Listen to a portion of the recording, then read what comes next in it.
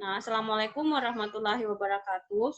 Selamat siang, Om Swastiastu. Waalaikumsalam warahmatullahi wabarakatuh. Waalaikumsalam Ibu. Waalaikumsalam Ibu dan selamat wabarakatuh Ibu. Baiklah, hari ini merupakan hari pertemuannya kita untuk kedua untuk pelajaran fitokimia. Nah, sebelum Ibu masuk ke materi selanjutnya, Ibu akan mengevaluasi untuk pertemuan pertama tentang pengantar fitokimia, di mana sebelumnya kita sudah belajar dan mempelajari tentang pengertian fitokimia, ruang lingkup fitokimia, tujuan dan manfaat fitokimia. Sebelumnya juga, Ibu sudah membagi kalian menjadi 4 kelompok diskusi, di mana hari ini Ibu akan mempersilakan setiap kelompok untuk menyimpulkan materi sebelumnya. Nah, jadi untuk selanjutnya Ibu akan minta kelompok perwakilan dari kelompok 4 untuk menyimpulkan materi sebelumnya tentang pengantar fitokimia. Kepada kelompok 4, Ibu persilakan. Waktunya yang singkat saja ya, sekitaran 1-2 menit. Siapa kelompok 4 perwakilannya? Saya Bu, Berlian Bu. Oke. Ya Bu. Baiklah, di sini kesimpulan dari kelompok 4 yang didapatkan dari materi pertama yaitu fitokimia adalah ilmu yang mempelajari senyawa organik yang berasal dari makhluk hidup yang ada pada tumbuhan. Terus ruang lingkup dari fitokimia yang dapat disimpulkan berhubungan dengan berbagai ilmu yang mempelajari di mana fitokimia mempunyai peran secara khusus membahas tentang farmakologi, farmakognosi, botani farmasi, dan materi medika dan terapi. Sedangkan manfaat fitokimia sendiri sebagai anti kanker, antibakteri, dan antifungi. Tujuan untuk mempelajari fitokimia sendiri yaitu untuk mengetahui dan memahami pengertian, klasifikasi, dan macam-macam metode isolasi produk alam. Dan untuk mengetahui struktur dasar sifat kimia dan fisik, cara deteksi dan biosintesis kandungan kimia produk alam. Ya, Ibu yang dapat disimpulkan dari kelompok 4. Oke, selanjutnya untuk kelompok 2, dipersilakan perwakilannya. Siapa? Ya, terima kasih. Saya perwakilan dari kelompok 2. Di sini saya akan membahas tentang kesimpulan yang diambil dari fitokimia. Di sini fitokimia itu adalah kimia tanaman atau zat yang terkandung dalam tanaman. Nah, adapun ruang lingkup fitokimia yaitu yang berperan khusus yang dibahas di dalam farmakoterapi, farmakognosi, botani farmasi, dan materi medika. Adapun manfaatnya itu senyawa bioaktif yang ada pada tumbuhan memberikan manfaat bagi kesehatan pada tubuh manusia dan mempunyai peranan penting dalam peranan obat. Nah, untuk tujuannya sendiri yaitu melakukan proses kita melakukan senyawa produk alam. Mungkin begitu yang bisa disimpulkan dari kelompok 2. Terima kasih. Oke, sekarang kita lanjut ke kelompok 1. Perwakilannya Ibu persilakan. Ya, Assalamualaikum warahmatullahi wabarakatuh. Saya Nureva Dahniar, Stambuk 17-19037, perwakilan dari kelompok 1. Jadi kesimpulan yang kami dapatkan yang pertama yaitu fitokimia merupakan ilmu yang mempelajari tentang senyawa-senyawa dalam tumbuhan yang berfungsi sebagai obat. Yang kedua, ruang lingkup fitokimia terdapat 4, yaitu farmakoterapi, farmakognosi, botani farmasi, dan materi medika. Untuk manfaat dari fitokimia sendiri adalah senyawa-senyawa dalam tumbuhan yang berfungsi sebagai obat. Salah satunya ialah senyawa alisin yang terdapat dalam bawang yang berfungsi sebagai antibakteri. Adapun tujuannya, salah satu untuk mengetahui cara isolasi senyawa-senyawa dari suatu tumbuhan untuk dijadikan obat. Terima kasih, Bu. Oke, sekarang Ibu persilakan ke kelompok 3 ya? Iya, Bu. Ya, kelompok 3 Ibu persilakan. Terima kasih atas kesempatan diberikan. Saya perwakilan dari kelompok 3 akan menyimpulkan tentang materi kuliah ruang lingkup fitokimia. Yang pertama, pengertian fitokimia. Fitokimia berasal dari dua bahasa Yunani, yaitu fito yang berarti fito dan kimikal yang berarti kimia, berarti zat kimia tanaman. Dan fitokimia juga disebut dengan fitonutrien. Jadi fitokimia adalah kimia yang di dalam tumbuhan yang digunakan oleh tumbuhan sebagai pelindung atau penarik serangga. Dan juga dalam dunia kesehatan digunakan sebagai obat. Kemudian ruang lingkup dari fitokimia itu ada 4. Yang pertama farmakoterapi, yang kedua farmakognosi, yang ketiga botani farmasi, dan yang keempat materi medika. Adapun manfaat dari mempelajari fitokimia, yaitu kita dapat mengetahui senyawa-senyawa yang berkhasiat sebagai obat. Contohnya itu alisin yang terdapat di dalam bawang putih, fungsinya sebagai antibakteri, anti kanker, anti funi. Kemudian nih dan lain-lain itu sebagai anti alergi, anti inflamasi, dan antioksidan. Kemudian tujuan dari mempelajarinya, yang pertama kita mengetahui pengertian dari fitokimia. Kemudian kita mengetahui struktur dasar sifat kimia dari senyawa-senyawa yang terdapat di dalam tumbuhan. Kemudian kita dapat mengisolasi senyawa yang berkhasiat di dalam tumbuhan. Ya baik, itu saja dari kelompok 3 yang dapat kami simpulkan, Ibu. Ya, baiklah. Ini hasil kesimpulan dari hasil diskusinya kalian kan, bukan yang perseorangan kan? Iya, Bu. Iya, Bu. Ini hasil diskusi dari kelompoknya. Diskusi Iya. kelompok. Dan hasil diskusi kelompok ini sudah dikirimkan melalui LMS kan? Iya, Bu. Iya, Bu. Sudah. Iya, Ibu. Ya, jadi ya. Jadi untuk dapat memahami materi selanjutnya, khususnya untuk pertemuan kedua, yaitu metabolisme tanaman, kita harus tahu dulu apa itu fitokimia. Nah, tadi sebagian besar sudah memahami apa itu fitokimia, tujuan dan manfaat fitokimia, serta ruang lingkup fitokimia. Oleh karena itu, hasil evaluasinya menurut Ibu sudah bagus, kalian sudah bisa memahaminya. Jadi sekarang kita masuk ke metabolisme tanaman. Sebelum Ibu masuk metabolisme tanaman, Ibu bacakan kembali bahwa mata kuliah yang Ibu bawakan ini adalah fitokimia 2, di mana kode mata kuliahnya adalah 640 KB3, sejumlah 3 SKS. Kelompok mata kuliahnya bersifat wajib. Kemudian untuk semester 6, mata kuliah persyaratannya adalah fitokimia 1. Jadi yang bisa mengikuti mata kuliah ini hanya yang sudah lulus fitokimia 1. Nama dosennya Ibu perkenalkan kembali, Apoteker Makfira, SPAM, MSI. Nah, lanjut capaian pembelajaran untuk mata kuliah secara keseluruhan itu adalah mengidentifikasi dan menerapkan cara isolasi atau pemurnian senyawa metabolit sekunder, yaitu alkaloid, flavonoid, tanin, saponin, lipid, dan fenolik alam dengan metode yang sesuai. Jadi untuk dapat mencapai ini, kita harus belajar dulu apa itu metabolit. Baik itu metabolit sekunder maupun metabolit primer. Nah, untuk dapat memahami metabolit sekunder dan metabolit primer, kita harus mengetahui metabolisme atau proses metabolisme tanaman.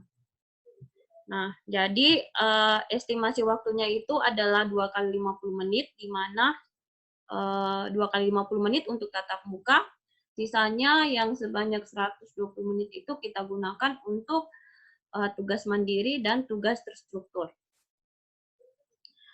Nah, sekarang kita lanjut ke perkenalan atau introduction ya.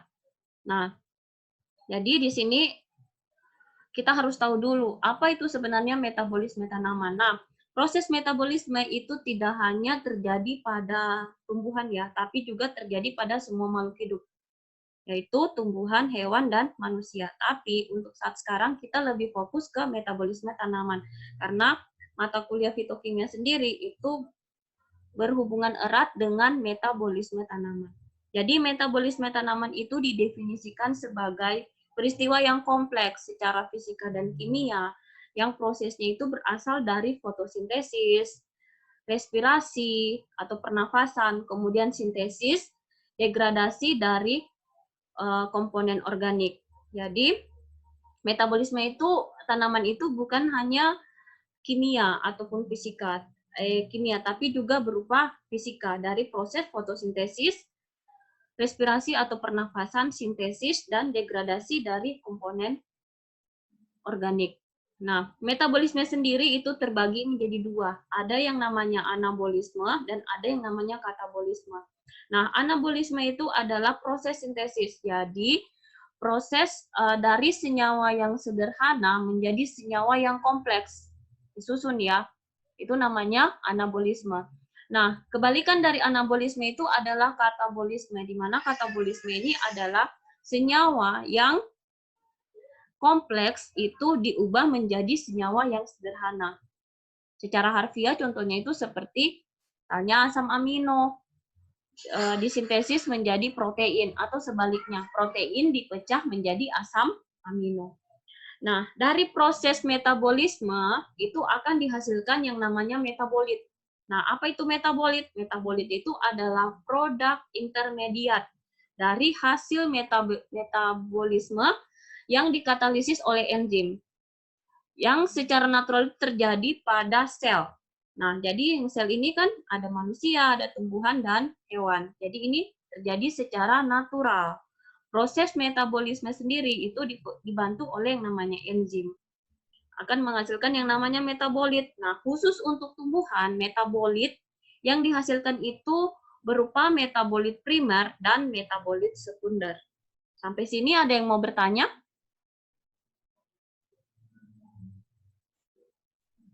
Sudah jelas? Saya Ibu. Oke, silakan. Siapa? Saya Ibu Hamdi. Ya, silakan Hamdi.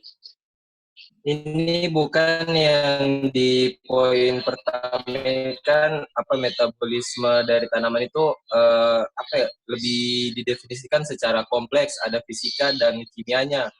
Kalau kimianya yang saya tangkap kan seperti zat tanin, flavonoid dengan yang lain-lain. Yang saya tidak tahu di sini yang fisikanya ini Bu itu yang kayak bagaimana Ibu? Oke, baiklah. Nah, jadi di sini itu adalah proses kompleks ya, yang terjadi secara fisika dan kimia. Nah, hasil dari metabolisme itu adalah metabolit. Nah, metabolit primer dan metabolit sekunder. Jadi ini metabolisme ini adalah proses yang terjadi secara fisika dan kimia. Artinya, secara kimia dia membutuhkan zat-zat kimia untuk melakukan proses fotosintesis. Secara fisika dia juga memerlukan zat-zat fisika untuk dapat melakukan proses fotosintesis, respirasi, dan degradasi dari komponen organik. Jadi pengertiannya adalah bersifat kimia di sini adalah prosesnya. Jadi dia membutuhkan zat-zat kimia dan zat-zat fisika. Nah, zat-zat kimia itu seperti apa? Contohnya, kalau untuk fotosintesis dia membutuhkan CO2, dia membutuhkan H2O, zat-zat kimia. Kemudian kalau sifat fisika dia tanahnya harus subur, kemudian daun-daunnya harus memiliki banyak stomata, daunnya harus yang berwarna hijau, seperti itu. Jadi, proses metabolisme sendiri itu membutuhkan zat-zat kimia dan fisika. Sudah paham, Hamdi? Ya, Ibu. Oke. Kalau teman-teman yang Terima lain? kasih, Ibu. Iya, teman-teman yang lain bagaimana? Sudah paham? Paham. Sudah, Ibu. Paham. Jadi kita lanjut ke slide berikutnya ya. Nah, seperti yang Ibu bilang tadi, metabolisme akan menghasilkan metabolit primer dan metabolit sekunder pada tanaman. Nah, kalian harus bisa membedakan apa itu metabolit primer dan metabolit sekunder. Nah, jadi metabolit primer itu adalah metabolit yang secara keseluruhan semua tanaman itu pasti akan memproduksi yang namanya metabolit primer. Kenapa? Karena metabolit primer ini namanya juga primer, berarti sangat penting, dia esensial. Kenapa disebut esensial? Karena digunakan untuk pertumbuhan dan perkembangan. Hanya itu namanya metabolit primer. Nah, contoh dari metabolit primer pada tumbuhan itu adalah karbohidrat, protein, asam nukleat, dan lemak atau lipid. Paham sampai sini? Paham? Nah, sekarang kita lanjut ke metabolit sekunder. Oke. Nah, untuk ya, boleh? Oke. Maaf Ibu, saya Nilu Monika Argianti mau bertanya. Yang slide dibilang lemak, itu kalau tumbuhan itu di mana didapat lemak Ibu? Dari nutrisi lemaknya. Nutrisi Kita kurang lemaknya. paham dan lemaknya itu. Makasih, Yang Ibu. metabolit primer. Iya Ibu, ya. Ya. Jadi tumbuhan itu untuk tumbuh dan berkembang pasti akan menghasilkan asam lemak. Nah, asam lemak itu semua tumbuhan pasti akan menghasilkan yang namanya asam lemak. Kenapa? Karena asam lemak ini dibutuhkan untuk pertumbuhan dan perkembangan. Jadi, semua tumbuhan pasti akan menghasilkan asam lemak. Nah, untuk produksi asam lemak sendiri biasanya kebanyakan itu berada pada akar, batang, seperti itu ya. Gimana nih lu? Iya Bu, iya Bu, saya sudah paham. Oke. Jadi sekarang kita masuk ke metabolit sekunder. Nah, metabolit sekunder itu tidak semua tumbuhan memproduksinya ya, tidak semua. Artinya, walaupun tumbuhan itu menghasilkan alkaloid, flavonoid, dan senyawa-senyawa metabolit sekunder lainnya, tapi ada beberapa tanaman itu yang memiliki kekhasan. Artinya dia khas menghasilkan metabolit sekunder tersebut. Nah, tujuan dari metabolit sekunder sendiri itu bukan untuk tumbuh dan berkembang ya. Dibutuhkan tumbuhan itu bukan untuk tumbuh dan berkembang, tetapi lebih dibutuhkan oleh tumbuhan itu untuk melindungi tumbuhan atau tanaman tersebut dari predator, patogen, kompetitor, dan biasanya berfungsi pada saat keadaan lingkungan itu tidak stabil. Nah, secara garis besar, metabolit sekunder itu dibagi menjadi 4 kelompok, alkaloid, glikosida, fenolik, dan terpenoid. Nah, selanjutnya ini yang Ibu bilang tadi ya, walaupun misalnya tanaman terus menghasilkan alkaloid, flavonoid, tapi ada beberapa tanaman itu yang menghasilkan zat khusus, contohnya seperti morfin, ini hanya dihasilkan oleh Papaver somniferum. Kemudian kafein itu hanya dihasilkan di kopi dan teh, nikotin di tembakau, mentol dan rubber itu juga dihasilkan hanya oleh tanaman tertentu saja. Nah, biasanya metabolit sekunder itu paling banyak terikat sama yang namanya senyawa gula. Nah, senyawa gula yang khas itu contohnya seperti bisa berikatan dengan satu atau beberapa gula. Nah, kombinasi itu bisa dinamakan glikosida. Contohnya seperti glukosa, galaktosa, dan ramnosa. Nah, beberapa tanaman ada yang memiliki ikatan unik dengan gula. Contohnya itu seperti Apiosa sugar. Nah, ini hanya ada pada tanaman parsley dan kerabat dekatnya. Itu ya metabolit sekunder, tidak semuanya tanaman itu menghasilkan metabolit sekunder. Kadang menghasilkan alkaloid, tapi tidak khas, seperti pada tanaman-tanaman yang seperti Ibu sebutkan di atas tadi. Nah, ini tadi proses fotosintesis ya, yang Ibu jelaskan. Untuk pertanyaannya Hamdi sama pertanyaannya Nilu, di mana jalur untuk menghasilkan metabolit sekunder itu bisa melalui jalur asam pirufat, asam sikimat, dan asam mevalonat.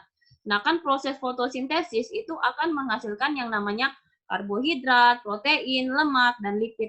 Lemak atau lipid ya. Nah, dari metabolit primer tadi kemudian akan dibiosintesis melalui jalur-jalur yang Ibu bilang tadi. Ada jalur asam pirufat, ada jalur asam mevalonat, ada jalur asam sikimat, kemudian akan menghasilkan metabolit sekunder seperti alkaloid, terpenoid. Sampai sini ada yang bertanya? Saya Bu, bertanya. Iya, boleh. Siapa? Ratna Ika Yusuf, Ibu. Oke, Ratna, silakan. Ibu, saya di sini kan ada tentang asam amino yang berasal dari senyawa N yang diperoleh dari luar tumbuhan. Itu saya belum mengerti, Bu. Bisa dijelaskan yang seperti apa? Senyawa N yang berasal dari luar tumbuhan. Luar tumbuhan. Nitrogen ya? Iya. Senyawa N itu berarti senyawa nitrogen. Ada kesamaan amino yang berasal dari senyawa N. Nah, itu ada di slide-nya Ibu atau di buku? Ratna? Di buku itu, Bu. Iya, di buku ya. Jadi itu adalah senyawa N atau senyawa nitrogen ya, yang berasal dari luar. Berarti itu adalah senyawa alkaloid kan? Ya, Ibu. Saya masih belum. Ya, contohnya seperti ini. Misalnya, ada pernah dengar tidak simbiosis antara kacang tanah dengan bakteri Rhizobium? Nah, belum. Nah, bakteri dan kacang Rhizobium, di mana kacang tanah dan bakteri Rhizobium. Nah, kacang tanah itu akan memerlukan yang namanya nitrogen dari bakteri Rhizobium, sedangkan bakteri Rhizobium itu akan memerlukan yang namanya nutrisi dari kacang tanah. Jadi senyawa N yang berasal dari luar itu misalnya yang bisa diperoleh dari bakteri Rhizobium itu. Seperti itu ya, Ratna? Oh iya, Ibu. Oh iya, Ibu. Nah, sekarang kita masuk lagi ke fungsi dari metabolit sekunder untuk tanaman. Jelas tadi ya? Jadi metabolit sekunder itu berfungsi bukan untuk pertumbuhan dan perkembangan, tetapi lebih berfungsi ke yang namanya perlindungan ya, perlindungan dan menarik. Iya, Bu. Iya. Nah, lanjut. Kalau misalnya metabolit sekunder itu bagi kesehatan atau dunia farmasi itu banyak ya fungsinya. Metabolit sekunder itu bisa sebagai analgesik atau anti nyeri, misalnya morfin dan kodein, anti malaria, misalnya quinin, anti kanker, misalnya vincristine, vinblastine, taxol, kemudian midriatis untuk misalnya atropin, biotik, pilokarpin, kemudian bisa menurunkan tekanan darah, contohnya seperti efedrin, kemudian bisa menurunkan hipertensi, misalnya itu adalah reserpin. Nah, terima kasih. Sampai sini ada yang bertanya, sebelum sebentar Ibu akan memberikan tugas ya. Tugasnya itu ada di LMS. Tunggu ya, Ibu sharekan supaya kalian bisa lihat bahwa tugas Ibu sudah upload di LMS. Jadi nanti dimasukkan juga ya di LMS di sini di topik 3. Di sini ada tugas. Tugas ini yang bersifat tadi yang Ibu bilang tugas mandiri dan tugas terstruktur. Kemudian nanti setelah ini ada kuis. Nah, kuis ini berbatas waktu. Jadi harap diisi ya. Untuk linknya sudah ada, tinggal kalian nanti buka LMS-nya. Sebelum mengerjakan tugas dan menjawab kuisnya, boleh diskusi atau bertanya dulu tentang materi yang tadi. Siapa tahu tadi ada yang mau bertanya, silahkan. Sebelum Ibu tutup. Saya, Bu. Ya. Saya, Bu. Agus, ya Agus, silakan Agus. Ibu. Ya, Bu. Ya, silakan Agus. Saya tuh. Ya, terima kasih Bu. Saya ingin bertanya. Seperti yang kita sudah belajar di Vito kemarin kan, tapi ini lebih keluar Bu, pertanyaan ini. Iya, boleh. Silakan. Kita tahu sekarang ada metabolit sekunder itu kayak flavonoid, saponin, alkaloid, begitu kan? Sekarang kita saya baru kemarin juga dapat kayak dia ada lebih spesifiknya Ibu, kayak alkaloid, kayak saponin kan dia cuma diidentifikasinya itu kayak ditetesi reaksi begitu dia, jika dia terbentuk busa begitu dia berarti sudah terbukti ada senyawa saponinnya. Nah, jadi sementara yang saya ingin tanyakan, saponin ini kan ada yang lebih spesifiknya lagi Bu. Jadi cara identifikasinya itu seperti apa Bu? Begitu kan? Iya. Jadi untuk kelanjutan dari pertanyaannya Agus Widi ini, kebetulan kan kita nanti pencapaian pembelajarannya kita itu pada akhirnya nanti adalah melakukan identifikasi dan isolasi dari senyawa saponin.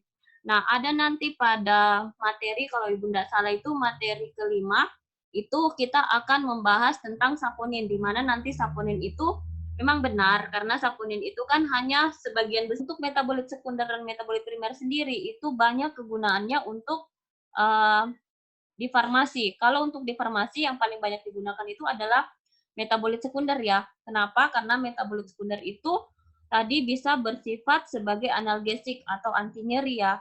Bisa juga untuk berbagai macam penyakit, misalnya anti kanker, bisa juga untuk menurunkan tekanan darah dan lain sebagainya. Nah, untuk metabolit primernya itu juga digunakan untuk dunia farmasi ya. Contohnya seperti untuk ini, bahan pengisi tablet. Itu kan pakai yang namanya ini kan karbohidrat kayak apa itu namanya, pati apa? Pati kentang, pati singkong itu digunakan oleh dunia farmasi kan untuk bahan pengisi, bahan penghancur, ya kan? Nah, kemudian bahan-bahan salep itu semuanya juga berasal dari metabolit primer, ya. Jadi, baik metabolit sekunder maupun metabolit primer itu digunakan di dunia farmasi, cuma beda ya, beda fungsi. Kalau metabolit sekunder kebanyakan itu untuk kesehatan, sedangkan kalau misalnya metabolit primer itu kebanyakan sebagai bahan bantu dalam pembuatan sediaan-sediaan farmasi. Seperti itu ya. Jadi itu kesimpulan yang bisa Ibu berikan hari ini. Nah, untuk materi selanjutnya kita akan masuk ke yang namanya screening fitokimia. Jadi, Ibu harapkan sama seperti hari ini ya, minggu depannya nanti Ibu akan, tapi bergantian, setiap kelompok itu menyampaikan kesimpulannya terhadap materi yang disampaikan hari ini. Seperti itu. Jadi, tetap ada yang namanya pembacaan kesimpulan evaluasi sebelum kita masuk ke screening fitokimia. Nanti yang bisa kita capai itu adalah bagaimana kalian itu bisa mampu memahami, menjelaskan, dan menerapkan cara isolasi metabolit sekunder, alkaloid, flavonoid, saponin, tanin, dengan metode yang sesuai. Seperti pertanyaannya Agus tadi kan, kira-kira metode apa yang sesuai untuk untuk mendeteksi adanya saponin. Saponin kan ada saponin yang khusus ya. Kalau tadi Agus Widi sudah bisa memahami kalau misalnya untuk saponin, salah satu cara untuk mengetahui ada atau tidak itu dengan menilai pada saat dia berbuih atau tidak. Seperti itu. Oke? Jadi tinggal 1 menit 32 detik. Ibu akhiri sampai di sini. Semoga ilmunya bisa dimanfaatkan, bisa dipakai untuk menjawab soal dan pertanyaannya Ibu. Kemudian semoga kuisnya bisa lebih bagus lagi ya dibandingkan dari kemarin. Jadi Ibu harapkan untuk keaktifannya lagi untuk minggu depan materinya kita bisa lihat di buku ajar atau nanti Ibu akan masukkan di LMS materinya, silakan dipelajari. Oke, Ibu akhiri. Assalamualaikum warahmatullahi wabarakatuh. Selamat siang. Om Swastiastu. Namo Buddhaya. Selamat siang, Ibu. Warahmatullahi wabarakatuh. Sehat-sehat ya. Oke, makasih. Ibu, makasih Ibu.